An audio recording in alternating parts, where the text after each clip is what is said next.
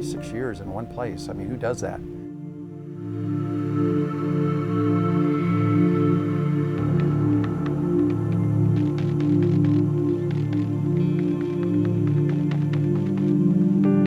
Swimming is kind of a niche sport at a lot of major colleges around the country.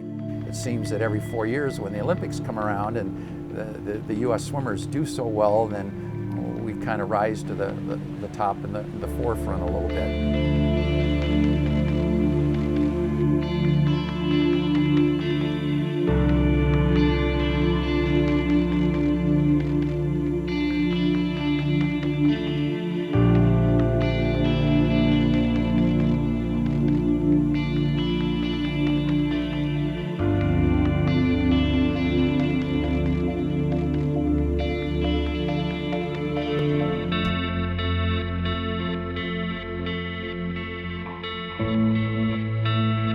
Practice of caps so.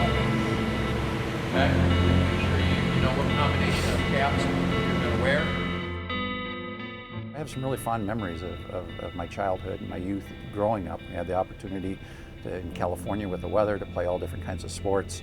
You know, the first thing parents do, you move into a subdivision with a pool, you got to have swim lessons, you got to learn how to swim, and then you gravitate to little swimming teams, and it just went from there. For my 16th birthday, I asked for scuba diving lessons. So I graduated to that, and that was something that I really, really fell in love with, and was fortunate at that age, and my sister as well, that we got to be exposed to that. And then the trips to Monterey and some of the other places along the coast in California, it's just so beautiful. And until recently, I've dove scuba dived my entire life in some really neat, exotic places, so it's played a role. And then obviously, with my swimming background, as I grew, I started to get a little bit better and better, and took it from the little summer league to a YMCA, and then to one of the top swimming clubs in the world. And then it helped me get a scholarship to college, and then into a career.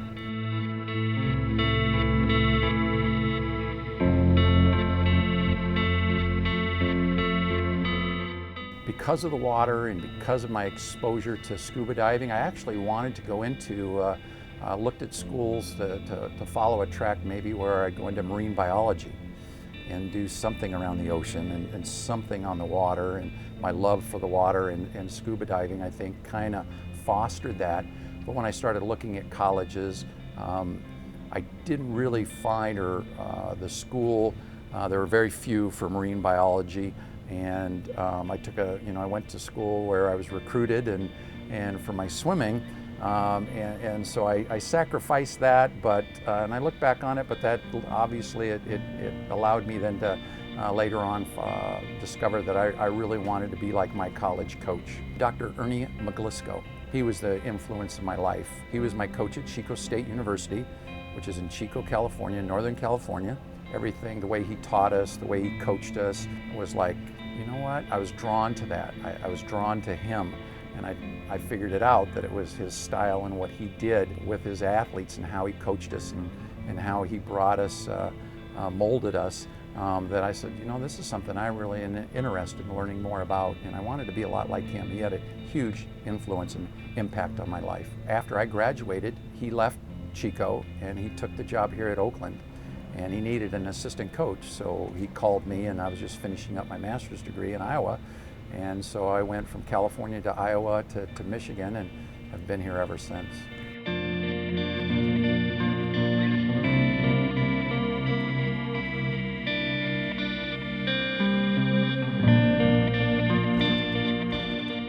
I competed against a number of swimmers from Oakland at the national championships when I was swimming in California. I knew a little bit about it. I knew that they were a successful program to begin with.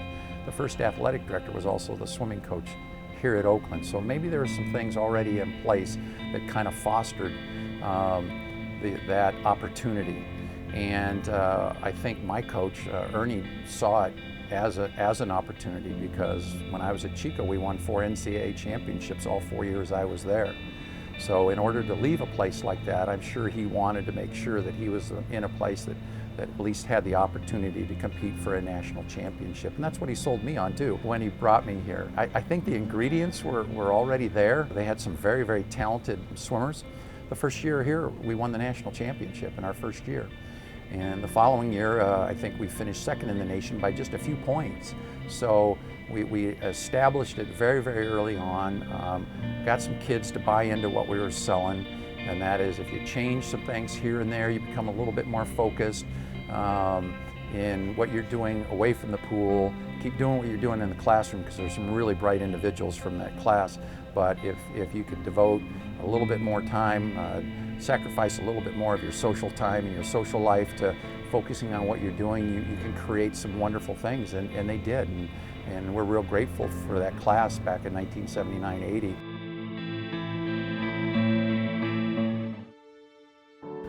I think at 30 years I was recognized by the university at a dinner that the president of the university hosted over at Meadowbrook Hall. And I thought, oh, okay, wow, this is pretty neat. And I would always love going into Meadowbrook, and I was surprised how many people were actually being recognized like I was for 30 years. I thought I'd be, it would be a minority, and there were a lot of people. So I think there's something about Oakland since its inception that have come here and have found a niche and have been allowed to excel, and Oakland's kind of ingrained in our DNA, and we're passionate about it. We're passionate about the university, passionate about the area, and we've been given an opportunity to excel in our own fields, and I was really surprised how many people were actually at that dinner kind of reception for us. So there's something in the water here at Oakland maybe that creates that, because there are a lot of us, and Oakland does that.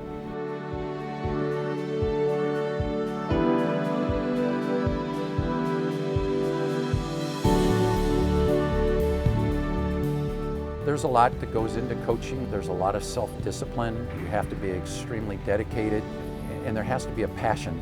Coaching at this level for as long as I have, it's not something you just do on a whim.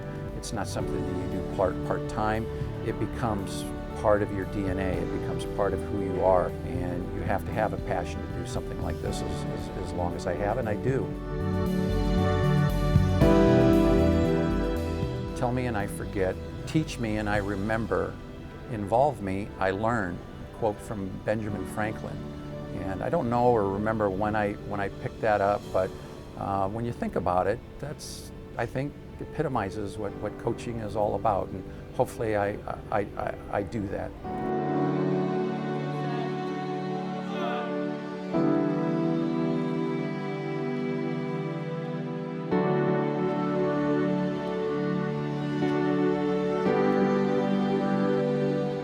When young people come here, we have a culture that's established. It's a winning culture, it's a winning tradition. They know coming to Oakland, they need to act, and if they want to be part of things, they need to act and behave a certain way. They need to know that they need to be extremely focused and extremely dedicated, and try to understand that they're doing something. I try to teach them that what you're participating is bigger than yourself as an individual. That it's definitely a team sport, and that in order for us to all be successful, we have to find a way to work together. We have to find a way to accept one another. We have to find a way to go above and beyond. And hopefully I instill that in my athletes, and hopefully they sense that when they're around me. And so hopefully I bring that kind of a passion, and I know some of them say I'm pretty intense, but I think you need to, if you're going to compete at a very, very high level and be successful.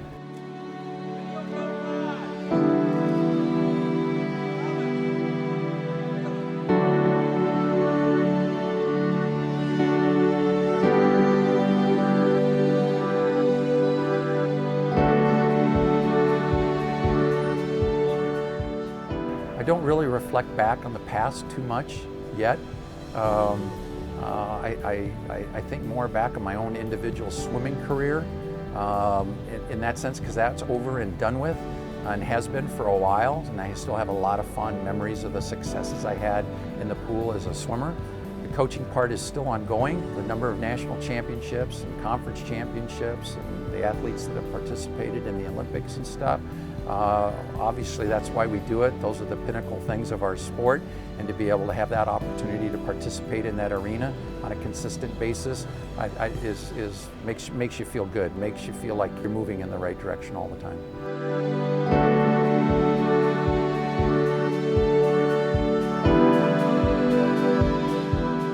Even though I've been in Michigan now longer than I was in California, I still have family and my best friends and their families.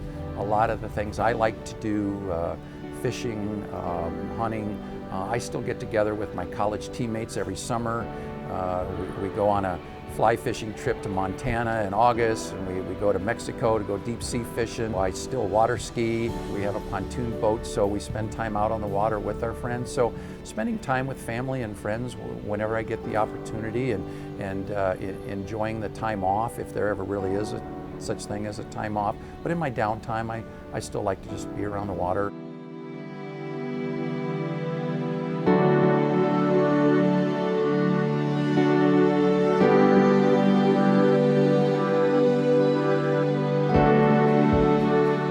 I hope that through our successes over the year and the way we've done things, that we've done it the right way. We've embodied what Oakland stands for. Our student athletes are truly outstanding from their involvement in the community, their grade point averages, the successes they've had in the pool. I hope that the university looks at it as a center of excellence, like a number of other areas that we have on campus with a number of other people in other areas. And so hopefully, I would hope that we get looked on in a similar fashion, that Oakland excels and we're the leaders in this particular area. And hopefully I've had a small part in that.